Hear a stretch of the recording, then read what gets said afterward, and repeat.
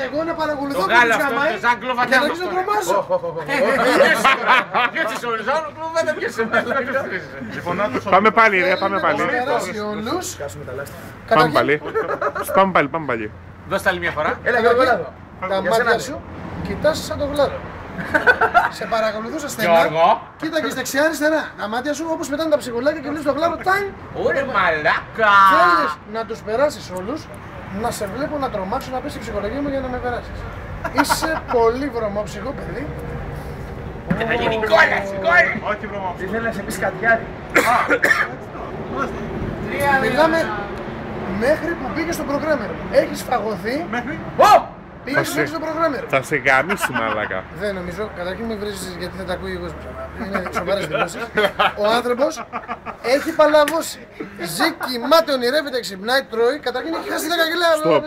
Γιώργο, τι θα κάνεις το Σάββα, ρε. Δεν λέω τίποτα. Όχι, πες την αλήθεια. Πες την αλήθεια. Δεν λέω τίποτα. Πες την αλήθεια, δεν σου περάσει όλους. Τίποτα. Πες την αλήθεια. Καταρχήν έχεις κόψει το βαρύ. Ένα όνομα θα πω. Σε έχουν δέσει στο δέντρο έμαθα και σε ταΐζουν ένα αρώμα. Για να δυνατήσεις κιλά. Μετά από όλα αυτά πάω να ρίξω ένα κατούριμα. Κάτσε να έρθω κι εγώ, περίμενε.